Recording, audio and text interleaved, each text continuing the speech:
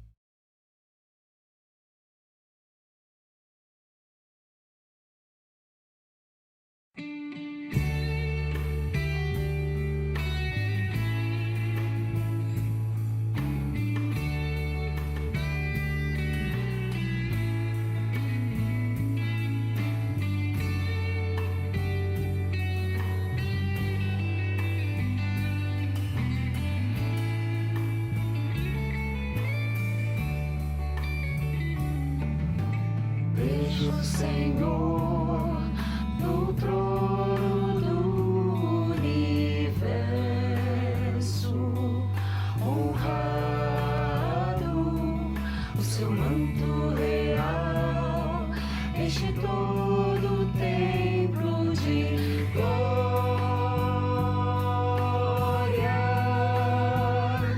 toda a terra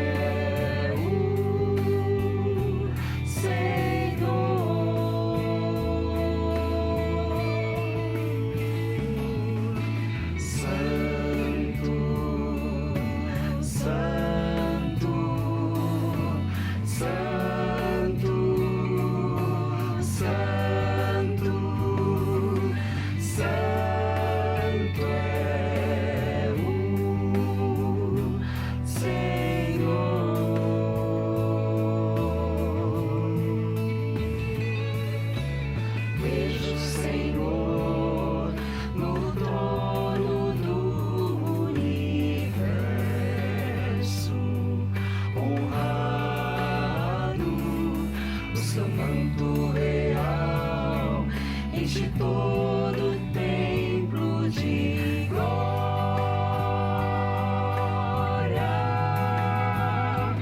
Toda a terra se encheu, toda a terra se encheu, toda a terra se encheu de sua glória.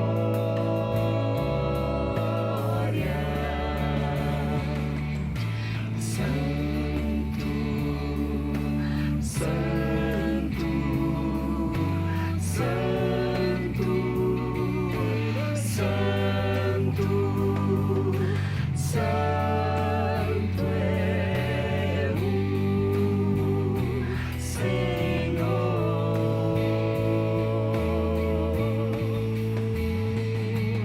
Santo, Santo, Santo,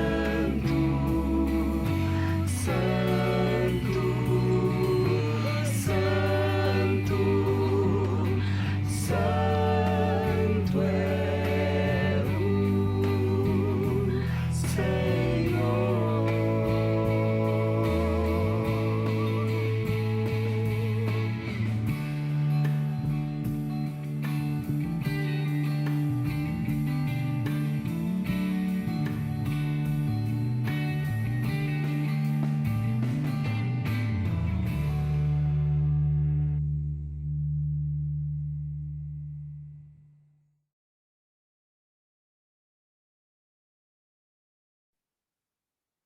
Em tudo dai graças, diz a palavra do Senhor, e a melhor expressão do texto é: sempre busque motivos para agradecer. E nessa ocasião que nós estamos vivendo, nada é mais oportuno do que a verdadeira expressão do texto. No meio de lutas, de dificuldades, Deus ainda sempre nos mostra que há motivos para a gente ter gratidão, seja resposta de oração, seja pequenos gestos e coisas que acontecem, sejam grandes coisas que Deus faz e tem feito por nós. Então, eu queria que você tivesse essa oportunidade, aproveitasse esse privilégio de trazer à memória aquilo que você quer agradecer. Fique à vontade com esse tempo de gratidão e honra ao Senhor. Graças a Deus pelo socorro do Senhor, né, nas nossas vidas. E do mesmo jeito que a gente tem sempre uma lista muito grande de intercessão, a gente tem tido também uma lista muito grande para agradecer, não só das respostas dentro do que as pessoas imaginam, mas delas se sentirem amadas, abraçadas, né? E antes de nós ouvirmos o louvor da palavra, eu queria lembrar isso, que nós temos, a comunidade tem abraçado, tem conseguido de uma maneira ou de outra ser usada por Deus para chegar com socorro, para chegar com cuidado, para estender a mão. E uma das maneiras que nós fazemos isso é através dos recursos financeiros, né? E você entenda, irmão, que esse privilégio de ofertar é um privilégio de abençoar, né? Então, assim, e os gritos de socorro, eles chegam de diversas formas. É claro que não são apenas e tão somente financeiros, mas os recursos, eles são importantes para que a gente possa transformá-los em bênçãos de Deus na vida das pessoas. Então, que o Senhor Jesus possa voluntariamente fazer esse trabalho no teu coração e na tua mente para entender que recursos materiais são importantes quando se traduzem em bênção na vida, nas nossas vidas e na vida das pessoas. Então, Deus te abençoe, que o Senhor continue a livrar você do mal, a multiplicar no seu lar e multiplicar nos seus celeiros, para que você possa compartilhar cada vez mais com aqueles que precisam. Bom, Deus abençoe, vamos louvar.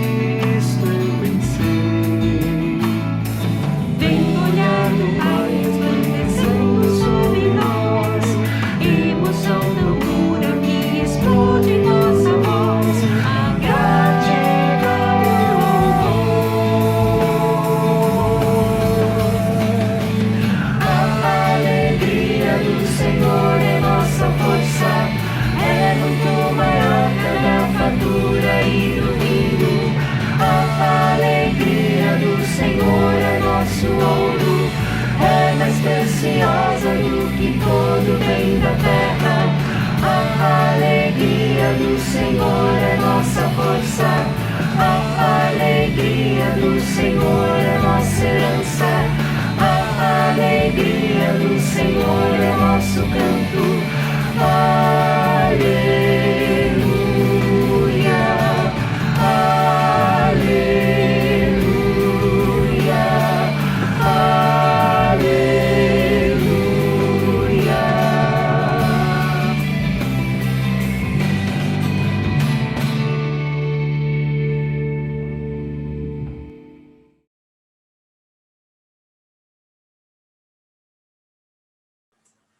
Paz, irmãos,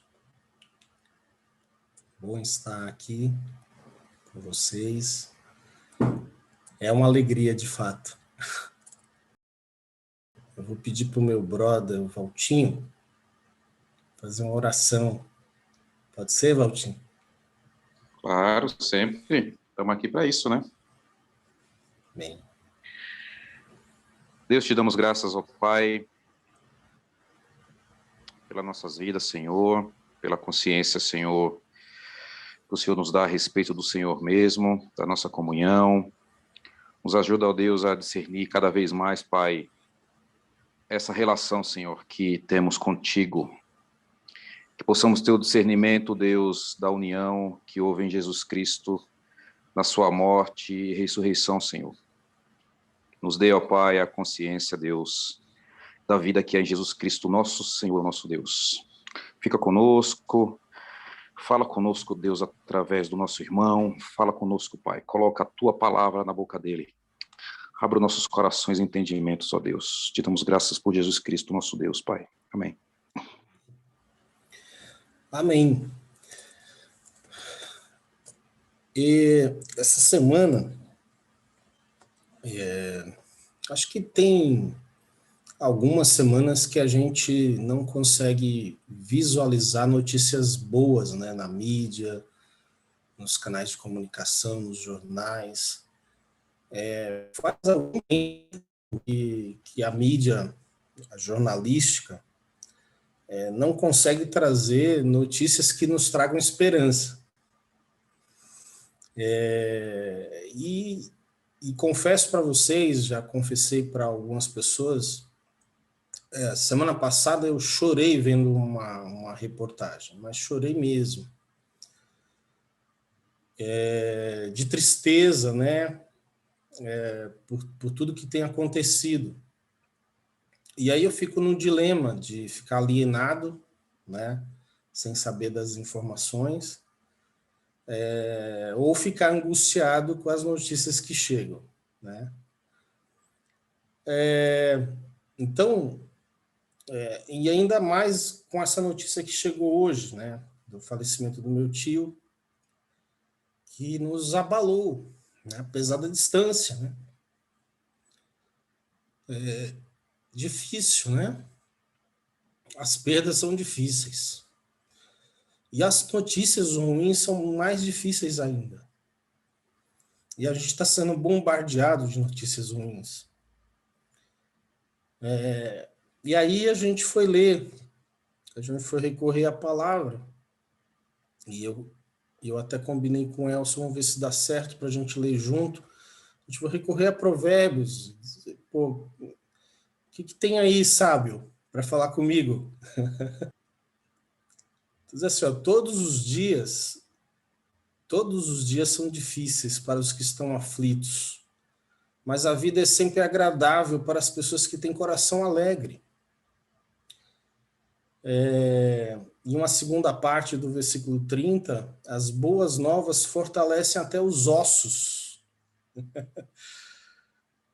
E a última, no 25, ouvir uma boa notícia que a gente não espera é como tomar um gole de água fresca quando se tem sede. Hoje, se a gente fosse falar esse último texto, a gente poderia dizer assim, olha, um copo cheio de gelo com uma Coca-Cola é igual uma boa notícia que a gente não espera, que refresca, né? Então, recorrendo à palavra, a gente fica com esperança. Na Pérsia Antiga, num ambiente de guerra, era escolhido um mensageiro para dar as notícias dos frontes das batalhas, né? Do que estava acontecendo nas batalhas. E normalmente essa notícia era direto para o rei, era direto para o chefe de Estado. Mas esse mensageiro, coitado dele, porque se a notícia ela fosse boa, o mensageiro era tratado com festas e banquete, né? Era dado para ele todo o conforto e tal. Mas se a notícia fosse ruim, o destino dele não seria nada menos do que a morte. Ele levava o pato, ele levava a culpa das derrotas. Então era uma profissão bem difícil, né? E aí me fez pensar que tipo de mensageiro eu sou. E eu gostaria que você pensasse que tipo de mensageiro você é. Você é um carregador de más notícias ou você é um mensageiro das boas novas? Você é um crítico inconformado ou um agente transformador?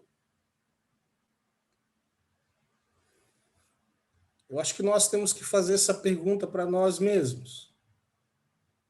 Diante de um caos, diante de tanta adversidade, que tipo de mensagem nós estamos proclamando? Existe uma tendência, nossa, humanos, de não gostar das pessoas que falam coisas desagradáveis. Essa pessoa não é bem vista. É inevitável, na maioria das vezes, não falar sobre notícias desagradáveis, já que ela é uma verdade, e a verdade nem sempre é positiva, a verdade nem sempre é boa, é agradável de se ouvir. Mas a pessoa que sempre passa mensagens negativas, ela não é uma pessoa benquista. Ela não é uma pessoa solicitada para os meios de conversa. Sempre vai vir alguma coisa ruim. O senso crítico, ele existe, mas falar sempre sobre a ótica negativa é uma escolha, né? Não é aqui a dinâmica do copo meio cheio ou copo meio vazio. Não é isso. Não é ser otimista ou não ser. Mas olhar as coisas só sobre uma ótica não é algo que traz notoriedade, que traz sentimento de falta da presença dessa pessoa. Podemos manter o senso crítico, sim, podemos, e mesmo assim não sermos somente apontadores de erros. O que nós somos? O que temos sido? Temos sido um carregador de más notícias? Temos sido um crítico inconformado? Ou temos sido um agente transformador? Ou temos sido um mensageiro das boas novas? Essa é uma pergunta que me deixou desconfortável essa semana. Estando incomodado com as más notícias, a pergunta para mim era: e que tipo de notícia eu tenho dado? Eu tenho aproveitado os meus momentos para falar o quê?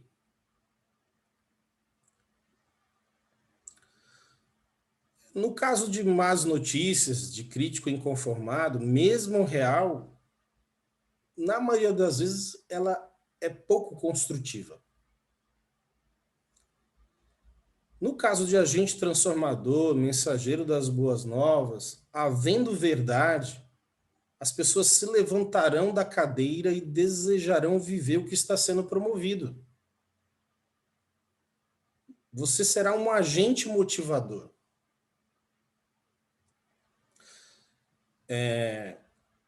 Tem uma frase que eu não consegui identificar o autor, assim, críticas construtivas só podem ser feitas por construtores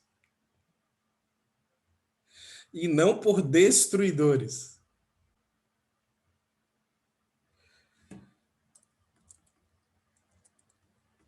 Aí veio na minha cabeça o Evangelho. A gente falou um pouco, até um pouco hoje no estudo, saiu alguns assuntos relacionados a isso. Mas o Evangelho, eles são boas novas, boas notícias. Qual é a boa notícia do Evangelho? Né? No tempo antigo, o termo Evangelho era utilizado pelos imperadores romanos, né? Onde ele iria proclamar os seus decretos, sejam eles positivos ou negativos, independente do seu conteúdo, eles eram definidos como boas novas, que eram novas notícias. Eram anúncios de salvação, porque o imperador é considerado o dono do mundo. Então, quando o imperador ia se pronunciar, ali era o evangelho, era a boa nova, era a boa notícia, independente do conteúdo. João Batista, ele foi um anunciador de boas novas. Ele foi aquele que preparou o caminho para Jesus, como está em Isaías, voz do que clama no deserto, preparai o caminho do Senhor, endireitai as suas veredas. João Batista, ele foi o cara que sai roçando o mato alto, né? Ele sai capinando, ele sai aplanando para que Jesus pudesse passar. E João Batista pregava arrependimento, e aos arrependidos os batizava nas águas. O batismo nas águas nada mais era do que o gesto público da decisão pessoal. E essa mensagem, ela era dura. Não era uma mensagem boa de se ouvir. Era uma mensagem dura. Mas era uma boa nova. Ele falou sobre raça de víboras. Ele falou, dai, pois, frutos condizentes com arrependimento. Ele falou para os publicanos, parem de roubar, parem de extorquir. E falou para o povo, reparta seu dinheiro e sua comida com quem não tem. Ele chamou a atenção dos soldados, parem de maltratar as pessoas, não sejam violentos, não intimidem as pessoas, parem de acusar falsamente as pessoas, parem de fazer motim por salários maiores. São exemplos do que João Batista falou, aplanando o caminho para Jesus, sendo um anunciador de boas novas. E aí eu vou ler Lucas 4 com vocês, o 16 e o 21. Assim, João respondeu a todos, de fato eu vos batizo com água, mas vem um que é mais poderoso do que eu, de quem eu não sou digno de desatar a tira da sandália. Ele vos batizará com o Espírito Santo e com fogo. E aconteceu que, quando todo o povo era batizado, Jesus também foi batizado. E enquanto orava, o céu se abriu, e o Espírito Santo desceu sobre ele em forma corpórea, como pomba. E veio do céu uma voz, tu és o meu filho amado, em ti me agrado. Naquele momento, foi um momento ímpar na vida de João Batista. Sabe por quê, irmãos? A gente vai ver isso nos versículos seguintes que nós vamos ler. Mas João Batista não conhecia Jesus. Ele falava de Jesus, ele falava do Evangelho, ele falava das boas novas, ele falava das boas notícias, mas ele não sabia quem era Jesus. Até aquele momento, onde o Espírito Santo veio de forma corpórea. Vamos ler João 1, 29 ao 34? E vamos entender isso. No dia seguinte, João viu Jesus aproximando-se e disse: Vejam, é o Cordeiro de Deus que tira o pecado do mundo. Este é aquele a quem eu me referi quando disse: Vem depois de mim um homem que é superior a mim, porque já existia antes de mim. E eu mesmo não o conhecia, mas por isso é que eu vim batizando com água, para que ele viesse a ser revelado a Israel. Então João deu o seguinte testemunho: Eu vi o Espírito descer do céu como pomba e permanecer sobre ele. Eu não teria conhecido se aquele que me enviou para batizar com água não me tivesse dito: aquele sobre quem você vir o Espírito descer e permanecer, esse é o que batiza com o Espírito Santo. Aleluia. Eu vi e testifico que este é o Filho de Deus. Foi neste momento, o homem anunciou Jesus, o homem aplanou o caminho para Jesus, ele batizou Jesus, mas ele só identificou Jesus quando o Espírito Santo veio sobre ele. Foi nesse momento que João Batista identificou Jesus. E ele continua testificando. Aí é outro texto, João 3, 27 a 36. A isso João respondeu, quando ele estava sendo inquirido sobre Jesus. Uma pessoa só pode receber o que é lhe dado do céu. Vocês mesmos são testemunhas de que eu disse: eu não sou Cristo, mas eu sou aquele que foi enviado adiante dele. A noiva pertence ao noivo. O amigo que presta serviço ao noivo e que o atende, que o ouve, enche-se de alegria quando ouve a voz do noivo. Esta é a minha alegria, que agora se completa. É necessário que ele cresça e eu diminua. Aquele que vem do alto está acima de todos. Aquele que é da terra pertence à terra e fala como quem é da terra. Aquele que vem do céu está acima de todos. Ele testifica o que tem visto e ouvido, mas ninguém aceita o seu testemunho. Aquele que aceita confirma que Deus é verdadeiro, pois aquele que Deus enviou fala as palavras de Deus, porque ele dá o Espírito sem limitações. O Pai ama o Filho e entregou tudo em suas mãos. Quem crê no Filho tem a vida eterna. Já quem rejeita o Filho não verá a vida, mas a ira de Deus permanece sobre ele. Jesus é a boa nova. Jesus é a boa notícia. O Evangelho é a boa notícia.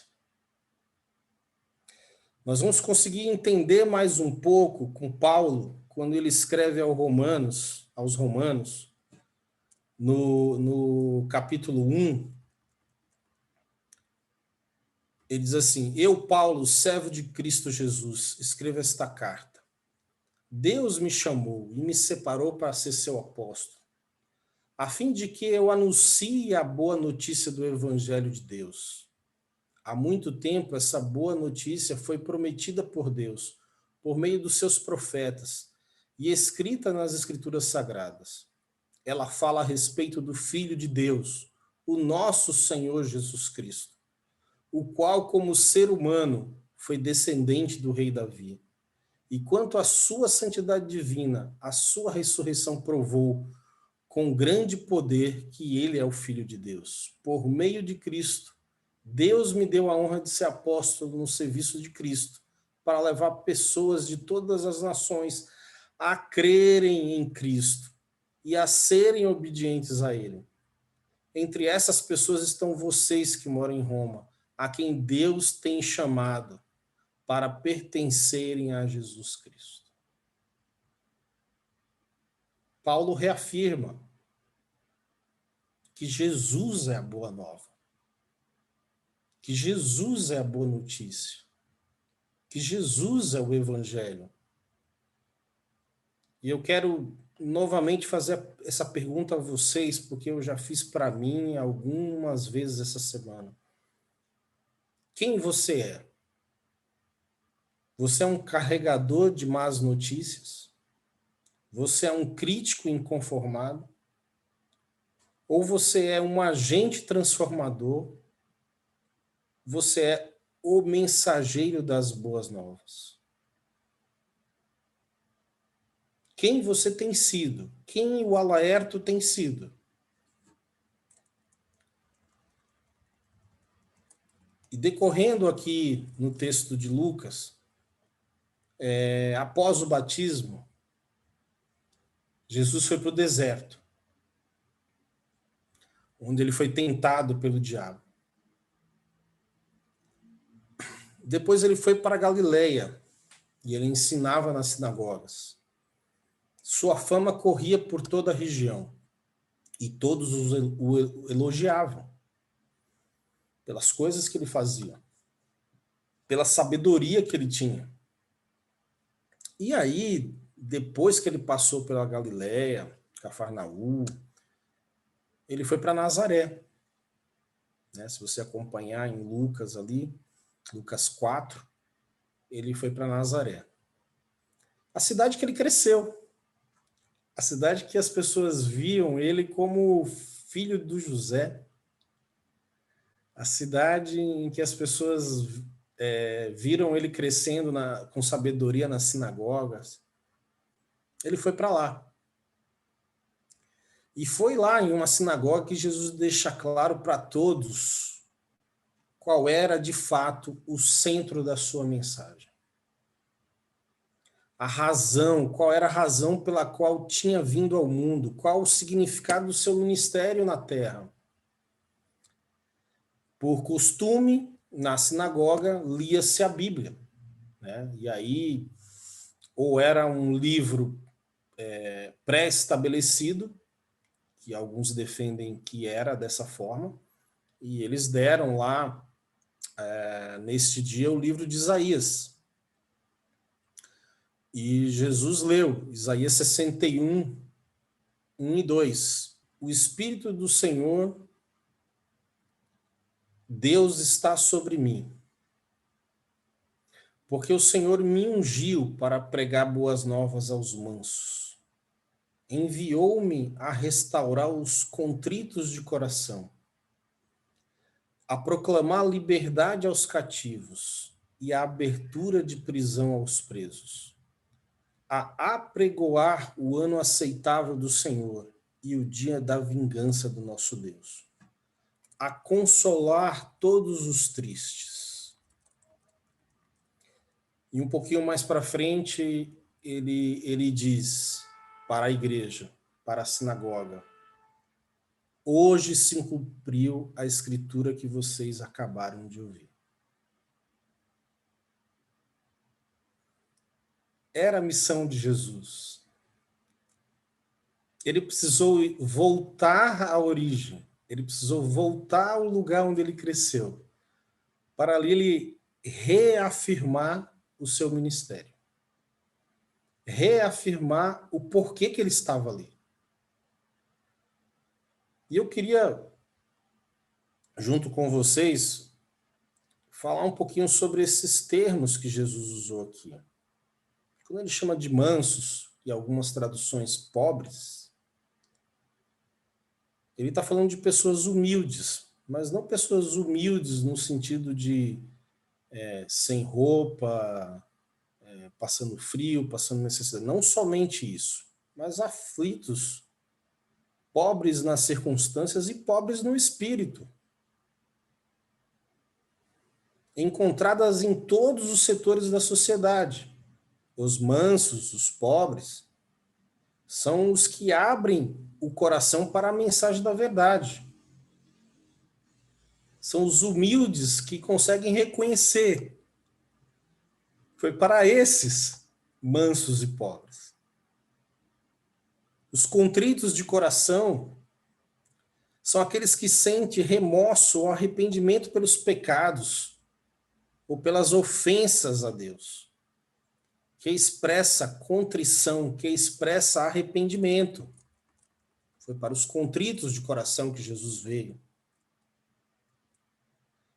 Jesus veio para libertar os cativos, os presos por práticas, pensamentos e ações ruins, que prejudicam a si mesmos. Ele veio dar a abertura de prisão aos presos ou vista aos cegos, porque dentro das prisões as pessoas não enxergavam, porque não tinha eletricidade, não tinha energia, não tinha nada, elas ficavam cegas dentro da prisão. E essas não podiam ver o Jesus revelado, eles não conseguiam ver o Deus revelado em amor, o Deus revelado em verdade, o Deus revelado em santidade, em perdão, em vida eterna, em graça, em alegria, em paz. Foi para estes cegos que Jesus veio, que não conseguiam enxergar Deus com bons olhos. E eu quero parafrasear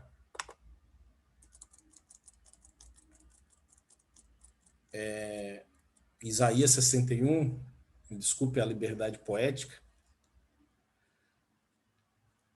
mas é como se Jesus estivesse dizendo assim: eu vim falar com as pessoas que abrem seus corações aflitos. Eu vim restaurar os corações das pessoas que sentem remorso ou arrependimento pelos pecados. Eu vim libertar os presos por práticas, pensamentos e ações ruins. Eu vim abrir os olhos do que não conseguem enxergar o amor, a verdade, a justiça, o perdão, a graça, a alegria, a paz. E eu vim aliviar as dores dos que sofrem emocionalmente.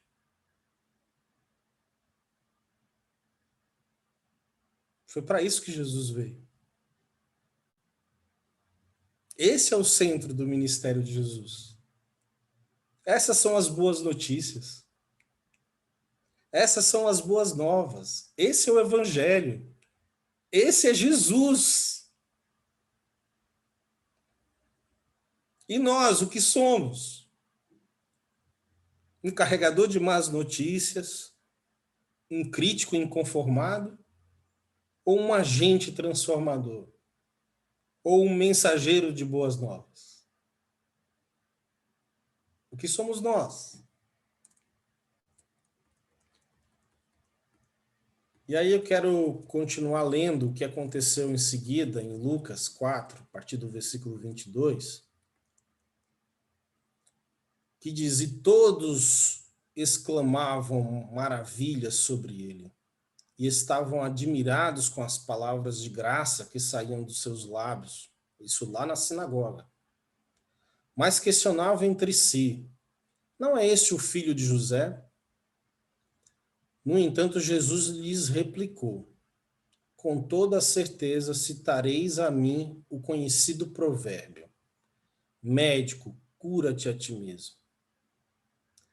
Faze aqui em tua terra o que soubemos que fizeste em Cafarnaum.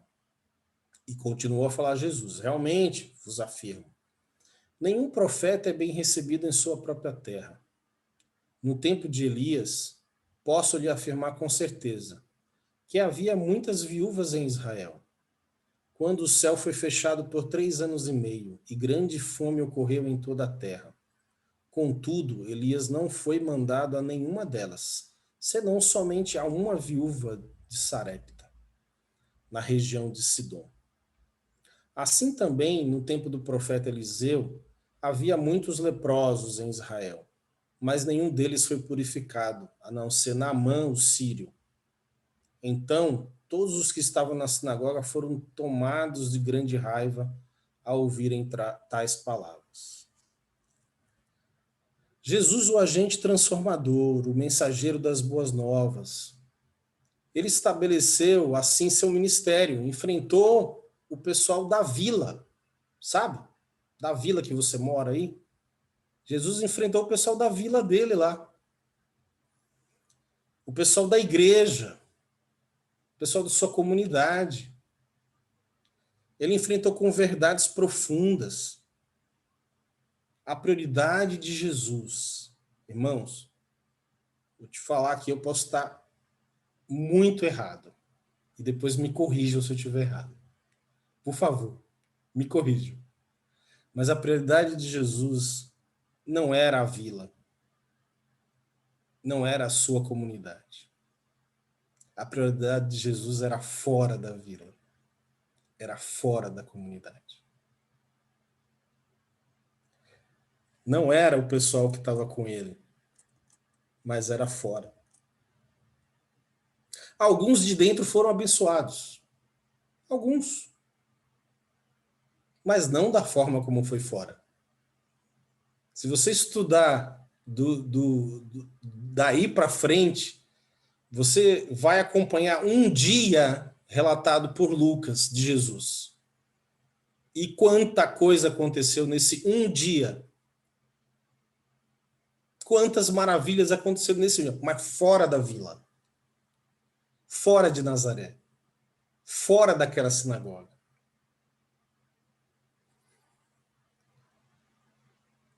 E aí eu quero encerrar dizendo assim, que sejamos agentes transformadores, que sejamos anunciadores de boas novas, que sejamos construtores para fazermos críticas construtivas, que sejamos pessoas que alcancem outras pessoas, que abrem seus corações aflitos, que sejamos pessoas que viabilizem a restauração dos corações das pessoas que sentem remorso ou arrependimento pelos pecados. Que sejamos pessoas que viabilizem a libertação de pessoas presas em práticas, pensamentos e ações ruins. Que sejamos pessoas que viabilizem abrir os olhos de pessoas que não conseguem enxergar o amor, a verdade, a justiça, o perdão, a graça, a alegria, a paz que há em Jesus. Que sejamos pessoas que viabilizem o alívio das dores de pessoas que sofrem emocionalmente. Que Deus nos ajude, irmãos. Que Deus nos ajude. Em nome de Jesus. Amém.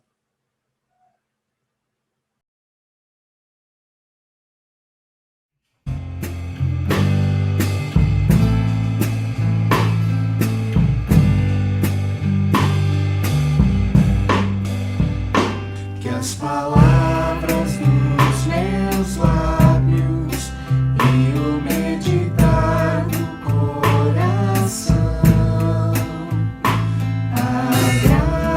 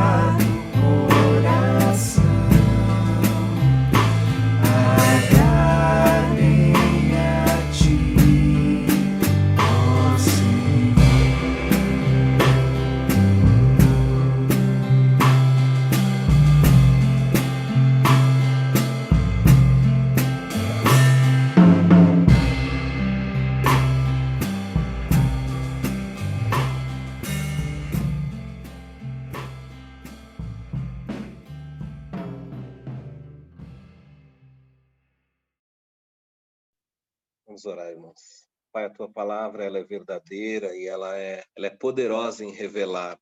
Ela é maravilhosa em ajudar a gente a discernir melhor as coisas. E é verdade o que o Senhor falou através da vida do Lalá.